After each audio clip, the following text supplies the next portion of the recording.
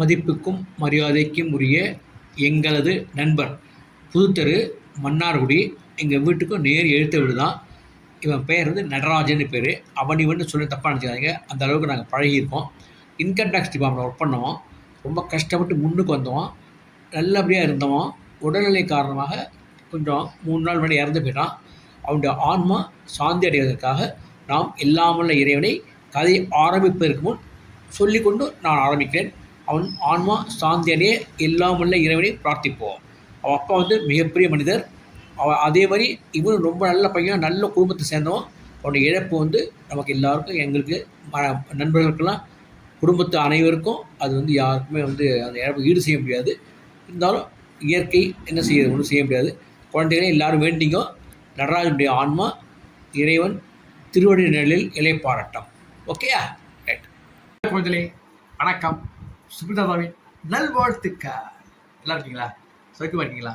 இந்த வாரம் எப்படி போச்சு? ஸ்கூல் போயிட்டு இருக்கீங்களா? என்ன படிக்கிறீங்களா? பெற்றோர்கள் சொல்லுங்க கேட்குறீங்களா? டீச்சர் சொல்கிற ஹோம்ஒர்க்லாம் தினமும் பண்ணுறீங்களா? சாயங்காலம் விளையாடுறீங்களா? அட்லீஸ்ட் கையை காலையில் ஆட்டுறீங்களா? ஏதாவது ஃபிசிக்கல் எக்ஸசைஸ் பண்ணுங்கள், நல்லா படிங்க. இதுதான் உங்கள் வாழ்க்கையை முன்னேற்றக்கூடிய ஒரு நல்ல டைம். இந்த டயத்தை மிஸ் பண்ணிங்கன்னா அப்புறமா பிற்காலம் பார்த்தீங்கன்னா ரொம்ப கஷ்டப்படுவீங்க. ஒருத்தர்கிட்ட ₹1 கேட்க முடியாது, 1000 கேள்வி கேட்போம். ₹1 நீ பணம் கேட்டேன்னா 1000 கேள்வி கேட்போம், 1000 கணக்கு சொல்கிறேன் ஆகும். தயவுசெய்து நல்லா படிங்க படிங்க படிங்க. ரைட். இப்போ கதைக்கு போமா. நான் முதல்ல ஒரு கண்டோலன்ஸ், என்னுடைய நண்பன் ஒருத்தவன் இறந்து போனான். அவனுக்கு வந்து நான் ஆத்மார்த்தமாக எல்லாருடைய சார்பாகவும் ஆன்மா சாந்திரத்துக்கு வேண்டச்சு. அவனுக்கு திருப்பியும் நான் சொல்கிறேன், என் நண்பன் நடராஜன் 3 நாள் முன்னாடி இறந்து போயிட்டான்.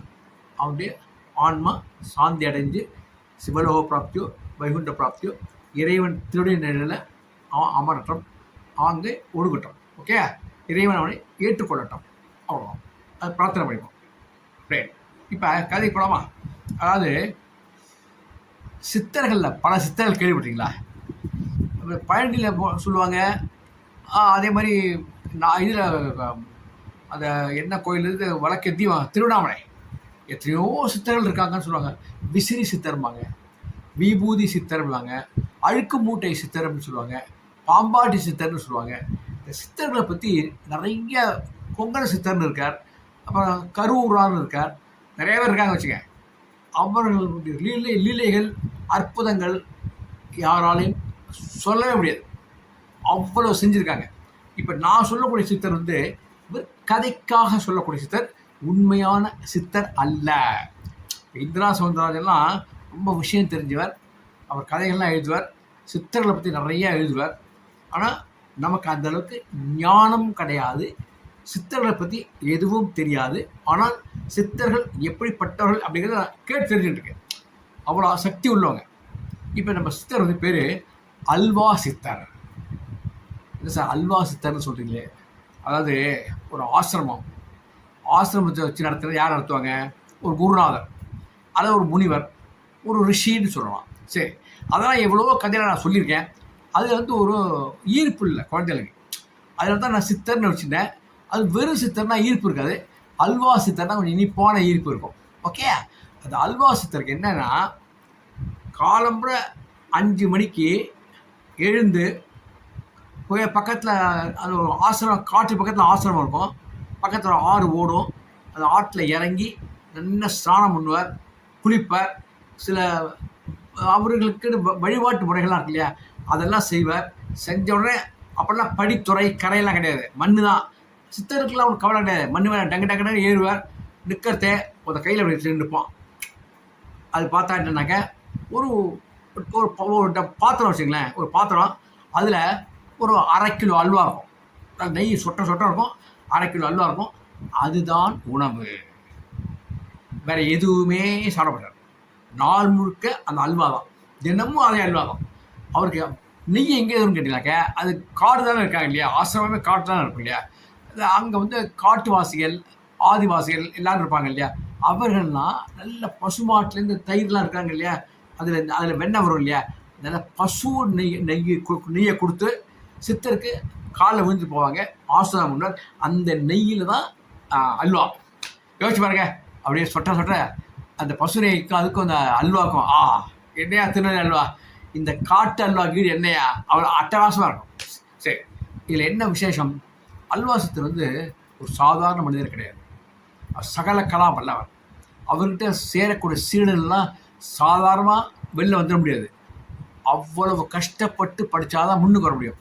ஆனால் அவர் எந்த கஷ்டமும் வாயால் அடிக்கிறதோ திட்டுறதோ எதுவும் செய்ய மாட்டார். நீ கிளாஸில் போனோடனே காலமாக எழுந்துக்கணும். இவன் 5 மணிக்கு போய்ட்டு வரலையா, அல்வா சாப்பிட்டு வரலையா, அப்போ அந்த பசங்க வேறு துறையில் போய் அவனுக்கு குடிச்சு ரெடியாக அனுப்புவாங்க. ரெடியாக அனுப்புவான். குடிச்சிட்டு உட்காந்துட்டு பண்ணலாம் பயணம். ஒரு 100 பேராக உட்காந்துருப்பாங்க. ரெடியாக இருக்கிற சமயத்தில் என்ன பண்ணுவார், அல்வா சாப்பிட்டு வருவார். வந்தப்புறம் அப்படி பாதி முட்டி போட்டு உட்காந்துக்கணும். நிற்கக்கூடாது, யாரும் கீழே ஃபுல்லாக உட்காரக்கூடாது. முட்டி போட்டு அப்படி உட்காந்துருக்கணும் எல்லா பயலும். இவர் நின்று கொண்டு பாடம் நடத்துவார். புரிஞ்சா? நின்று தான் பாடம் நடத்துவார். என்ன அன்றைக்கி என்ன நீதியோ அந்த நீதி, அன்றைக்கி என்ன அஸ்திரத்தை பற்றி கற்றுக்கணும் அந்த அஸ்திரம், என்ன சாஸ்திரம் அந்தந்த நாட்டு சாஸ்திரங்கள் இருக்கு இல்லையா, இந்த வழிமுறைகள், இந்த ரூல்ஸ் இருக்கு இல்லையா, ஒவ்வொரு கண்ட்ரிக்கு ஒரு ரூல்ஸ் இருக்கு இல்லையா, அந்த ரூல்ஸ் என்னவோ அதை சொல்லிக் கொடுப்பார். அப்புறம் அது ஒரு நாழி ஆகும். 2வது நாழி இவன் என்ன பண்ணுவோம், ஒத்த காலில் நின்று ஒத்த காலை இன்னொரு காலில் போட்டு அவங்க ஒத்த கால் இருக்கிற கேள்விப்பட்டீங்களா, ஒரு கால் நிற்கணும், இன்னொரு காலை தூக்கி இன்னும் கால் முட்டிட்டு வச்சு நிற்கணும், ரிஷி மாதிரி வச்சு நிற்கணும். அப்படி அந்த மாதிரி ஒரு நாள் நிற்க சொல்லுவார். அப்புறம் 2 கையை அப்படி வச்சுட்டு இப்படி அகலம் 2 கையை வச்சுட்டு நிற்க சொல்லுவார். அப்போ ஆசனத்துக்கு ஆசனமும் ஆச்சு. அப்போ தான் அந்த பசங்க என்ன பண்ணுவோம், இங்கே அங்கேயும் பார்க்காம மைண்டு டைவெர்ட் ஆகாமல் கரெக்டாக இருக்கணும். இப்படி கையை ஆட்டுறதே கரெக்டாக இருக்கணும். நீங்கள் அவனை பார்த்து பண்ண முடியாது. சரியாக ஒழுங்காக கவனிக்கலைன்னால் அவனுக்கு அன்னி முழுக்க சாப்பாடு கிடையாது. அதுதான் தண்டனையே. எல்லா பேரும் கரெக்டாக இருப்பான். அதில் மன்னர்கள் இளவரசர்களும் உண்டு, மன்னருடைய பையங்களும் உண்டு, அமைச்சர்கள் பையங்களும் உண்டு, தளபதியார்கள் பல கண்ட்ரி வருவாங்க. ஏன்னா சித்தர் இல்லையா, அதுவும் அல்வா சித்தர் சாதாரண சித்தர் கிடையாது. அவ்வளோ மூளை உள்ளவர், சமயோஜித புத்தி உள்ளவர். அவர் சொல்லக்கூடியதை அப்சர்வ் பண்ணிட்டாக்க ஒவ்வொரு மாணவனும் உலகத்திலேயே சூரிய பிரகாசம் அடையலாம் அந்த அளவு.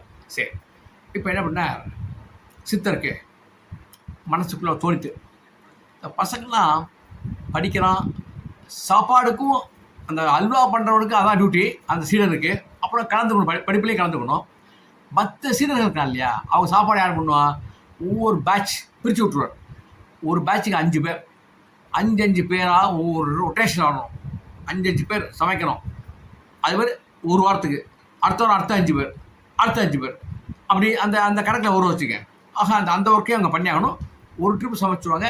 நைட்டு ஃப்ரூட்ஸ் இருக்கு இல்லையா, பழங்கள்லாம் இருக்கு இல்லையா, காட்டு நிறையா பழங்கள்லாம் இருக்குமே, பால். இந்த ஆதிவாசிகள் பெரிய சொம்பு பால் கொண்டு கொடுத்துருவான். அதை குடிக்க வேண்டியது சரியா, வேறு ஒன்றும் கிடையாது. அதான் அவங்களுக்கு. சரி, இது நடந்துட்டு இருந்தது. இவருக்கு என்னன்னா ஒரு யோஜனை, ஏதாவது சீடருக்கு புத்தி இருக்கா, சும்மா கையங்காலே ஆட்டுறான், எக்ஸசைஸ் பண்ணுறான், ஆசனம்லாம் பண்ணுறான், ஒழுங்காக பண்ணுறான், நம்ம சொல்கிறதையும் கவனிக்கலாம். ஆனால் கவனிக்கிறதுங்கிறது வேற, சொல்கிறத ஈர்த்து மண்டையில் ஏற்றிக்கிறதுங்கிறது வேறு. சும்மா பார்த்துட்டே இருக்கலாம். ஆனால் நீ புரிந்து கொண்டு அவர் என்ன சொல்லுகின்றார் என்பதை முழுமையாக உள்வாங்கி நீ நடந்து கொள்கிறாயா என்பதை தெரிந்து கொள்ள ஆசைப்பட்டா. அது முக்கியம் இல்லையா, சும்மா பார்த்துட்டே இருக்கிறது. ஆனால் எங்கேயோ திங்கிங். அமெரிக்காவில் இருக்கும் புஷ் என்ன பண்ணுறான், அவன் போயிட்டான். ட்ரம்ப் என்ன பண்ணுறான், கிருக்கான் இந்த மென்டல் ஹாஸ்பிட்டலில் இருக்கான் அப்படின்னு தோணும் நமக்கு. அது மாதிரி அந்த மாதிரி சிந்தனை இல்லாமல் முழு கவனத்தோட கான்சன்ட்ரேஷனோட இந்த யோகாவுக்கு அர்த்தத்தோடு இவங்க செய்கிறாங்களா அப்படிங்கிறத செக் பண்ண பார்த்தேன்.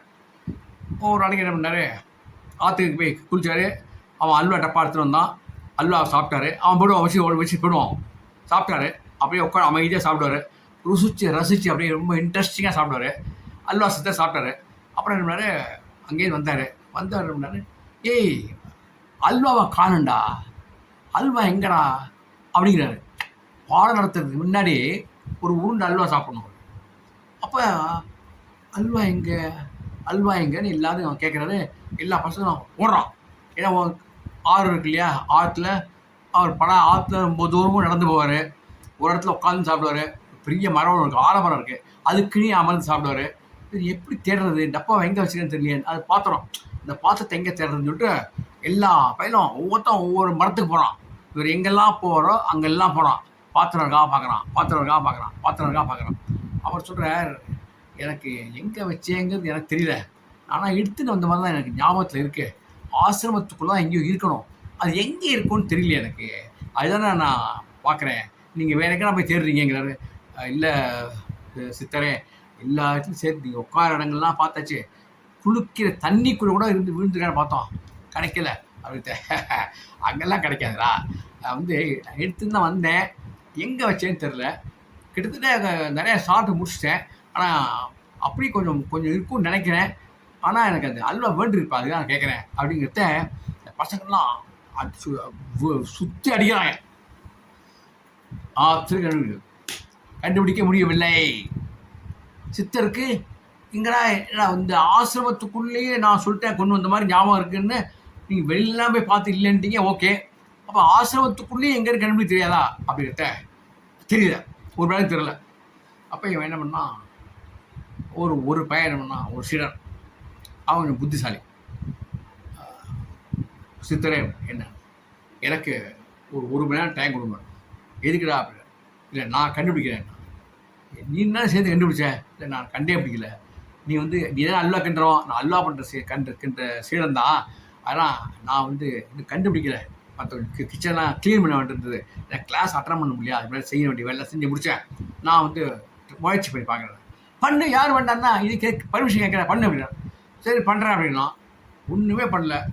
அப்படியே போனான், உட்காந்துட்டு ஒவ்வொரு இடமா தரையிலையா பார்த்துட்டு போயிட்டான். தரையில் சித்தர் பார்க்குறேன், தரையிலவே மண் தான் செம்மண் போட்டுட்டு சாணி போட்டு முழுக்க பூசையாக வச்சுருவாங்க இல்லையா அப்போல்லாம் அந்த ஆசிரமத்தில்.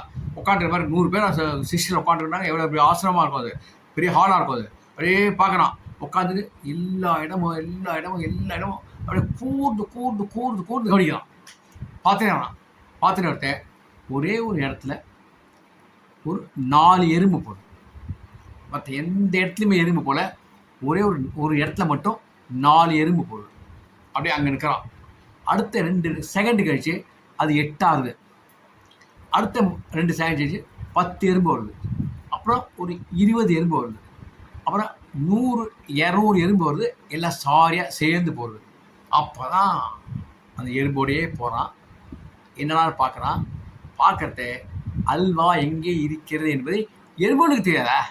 எறும்புகள் எங்கே ஒரு சர்க்கரையை நீ தூவி விட்டு வா, உனக்கே தெரியாது. அடுத்த 10 நிமிஷம் அங்கே எறும்பு நின்று இருக்கும். எப்படி அந்த மோப்ப சக்தி இறைவனை கொடுத்துருக்கான் அப்படிங்கிறது அந்த உலகத்தை பிரபஞ்சத்தில் ரகசியம். அது யாரும் அறியவே முடியாது. எறும்புக்கு எப்படா தெரியும்? டேபிள் மேலே நீ ஜீனி வச்சுருப்ப, கொஞ்சம் சிந்தி இருக்கும். டேபிள் மேலே பார்த்தா எறும்பு வச்சுட்டு இருக்கோம். எப்படி எங்கேருந்து தெரியாது. அதுதான் படைப்பு, ரகசியம். அப்போ இவன் சொல்கிறான், சித்திரை கண்டுபிடிச்சாரு. எங்கடா கண்டுபிடிச்சேன்? இங்கே இருக்குது, எறும்புகள்லாம் அதில் மேலே முச்சுட்டு இருக்கிறதால அதை எடுக்கிறது எனக்கு மனசு வரல அப்படின்னு. நல்லவன், உத்தவன், எறும்புகளே சாப்பிட்டோம். ஆனால் அந்த எறும்புகளால் சீடர்களுக்கு பாதிப்பு ஏற்படாது இல்லையா? நீ என்ன பண்ணு, அதை அப்படியே அந்த எறும்போடு எடுத்து கொண்டு போய் பேப்பர் இலையில வச்சு வெளியில் கொண்டு வச்சுட்டு எல்லாம் இலையை சாப்பிட்டு போட்டோம் அப்படின்ட்டு. அதே மாதிரி மெல்லமாக எடுத்துகிட்டு போனால் அந்த இலையை வச்சான், வாசலை கொண்டு வச்சான். எறும்புன்னா அது சாரியாக அது வாசலை எல்லாம் போயிடுது. அப்போ தான் சித்தர் சொல்கிறார், நான் எங்கே போட்டேன்னு எனக்கு தெரியும். நீங்கள்லாம் பாடம் கவனிக்கிறீங்களா? சத்தியாவும் கவனிக்கிறீங்களா? ஒத்த காலெல்லாம் நிற்கிறீங்க, ரெட்டை காலையும் நிற்கிறீங்க, மண்டி போட்டும் நிற்கிறீங்க, கையை தூக்கி நிற்கிறீங்க, கையை ஆட்டியும் நிற்கிறீங்க, எதை சொன்னாலும் செய்கிறீங்களா? ஆனால் புத்தியில் மட்டும் சில விஷயங்கள் உங்களுக்கு இன்னும் ஏறவில்லை. என்ன ஏறணும்? கற்றுக்கிறது, பாடம் கற்றுக்கிறது 1 1 2 2 2 4 அப்படின்னு சொல்கிறது பாடம் கிடையாது. அது தெரிஞ்சுக்கிறோம். ஆனால் எதை எந்த சமயத்தில் எப்பொழுது எப்படி பயன்படுத்த வேண்டும் என்பது ரொம்ப முக்கியம். இப்போ இந்த பையன் வந்தானே, இவன் சீடன், நீ எப்படி கண்டுபிடிச்சான்? நீங்களா டப்பா தேடினீங்க உண்மையா? ஆமாம் கொடுத்தாரு. டப்பா தேடலைவான். இவன் என்ன தேடினான்? அல்வா எங்கே இருக்குது, அதை எப்படி கண்டுபிடிக்கிறது? அல்வாக்கான மோப்ப சக்தி அதிகமாக இருந்து ஈர்ப்பு சக்தி, ஜீனிக்கு ஈர்ப்பு சக்தியோட ஈர்ப்பு சக்தியை கொண்டு போகக்கூடியது எறும்பு. அந்த ஆசிரமம் முழுக்க கீழே பார்த்துனே என்னடா பார்க்க நான் நினச்சேன். நீங்களாம் பைத்தியமோ சிரிச்சிங்க. ஆனால் அவன் எறும்பு எங்கேயாவது போகிறதா தான் பார்த்தான். அந்த எறும்பை வைத்து கொண்டு அல்வா விழுந்த இடத்தை கண்டுபிடித்து விட்டான். நான் போட்ட இடம் எனக்கு தெரியும். அவன் கரெக்டாக கண்டுபிடிச்சான் இல்லையா? அவன் புத்திசாலி சீடன் எதையுமே நன்றாக சிந்தித்து புத்தியை பயன்படுத்தி புத்தியை நன்கு தீட்டி எந்த காரியத்தையும் செய்தால் அதில் வெற்றி நிச்சயம். ஏதோ ஒப்புக்கு இங்க இங்க இங்க இங்க இங்க இங்க இங்க இல்லை அங்க அங்க அப்படிலாம் செய்யக்கூடாது. புரியும் உங்களுக்கு? சாதுரியம், புத்திசாலித்தனம், சமயோஜிதம் இருந்தால் நீ வாழ்வில் என்றைக்குமே வெற்றி பெறுவாய் அப்படின்னு சொன்னோன்னே எல்லா பசங்களும் மெக்கப் தயக்கூடியனா இந்த தலைமைச் செயலர் இந்த அல்வா பண்ணான் இல்லையா, அவர் சொல்கிறார், நாளைக்கு நான் உங்களுக்கு ஒரு பரிசு கொடுக்க போகிறேன் அப்படின்ட்டு எல்லாம் பார்க்குறான். ஏய் இந்த சீடர் கூப்பிட்றார், இந்த வர்றா எவன்டா அல்வா கிண்டுவா, ஒரு டப்பா, நாளைக்கு 5 டப்பா கிண்டு. சரி குருநாதர் சித்தரே அப்படின்னா மறுநாளைக்கு 5 டப்பா அல்வா பண்ணி சித்தரை கொண்டு வச்சுடணும். பாக்கி 4 டப்பா அல்வா எடுத்து எல்லா சீடர்களுக்கும் சித்தரே கொடுக்கின்றார். இது எதுக்கு திரும்ப நான் கொடுக்குறேன், எதுக்குன்னாக்க இனிமேலாவது இந்த இனிப்பை ஞாபகம் வச்சுட்டு சித்தர் கொடுத்த அந்த அல்வாவை ஞாபகம் வச்சுட்டு உங்கள் புத்தியை இனிமேல் தீட்டுறீங்க. இனிமேல் ஒழுங்காக பாடத்தை கவனிங்க. ஏனோ தானோன்னு கவனிக்காதுங்க. உங்கள் வாழ்க்கை உங்கள் கையில், உங்கள் புத்தி உங்கள் மண்டையில், உங்கள் சிந்தனையும் உங்கள் செயலும் உங்களிடம்தான் இருக்கிறது. நான் தூண்டத்தான் முடியும், ஆனால் செயலை நீங்கள் தான் செய்ய வேண்டும். புரிந்து கொண்டீர்களா அப்படின்ட்டு ஏதாவது புரிஞ்சுனேன் அப்படின்னு சொல்லிட்டு அல்வா சாப்பிட்டு ஆஹா தேவாமிரதமாக இருக்குன்னு நன்றி சொல்லணும். சித்தருக்கும் எல்லா பேரும் சித்தர் காலில் விடலாம். சீடர் காலில் விடானார். அந்த சீடர் காலிலே விழுந்தான். அப்புறம் அன்றோடு வகுப்பு முடிந்தது, நமது கதையும் முடிந்தது. குழந்தைகளே, படிப்புங்கிறது வெறும் பாடத்தை படித்து பரீட்சை எழுதி மார்க் வாங்கி 100 மார்க் வாங்கி படித்து வேலைக்கு போகிறது கிடையாது. எப்படி படிக்கிறோம், எதை படிக்கிறோம், அதில் என்னெல்லாம் விஷயங்கள் இருக்குங்கிறத கூர்ந்து கவனித்து அதை கொண்டு எப்படி முன்னேறலாம், அதை எந்தெந்த சமயத்தில் எப்படி பயன்படுத்த வேண்டும் என்பதை ஆராய்ந்து ஒருத்தன் படித்தால் அவனே சிறந்த படிப்பாளி, அறிவாளி, புத்திசாலி, திறமைசாலி, வாழ்வில் எங்கேயோ போவோம். புரிஞ்சுதா? பாய் குழந்தைகளே, பாய்.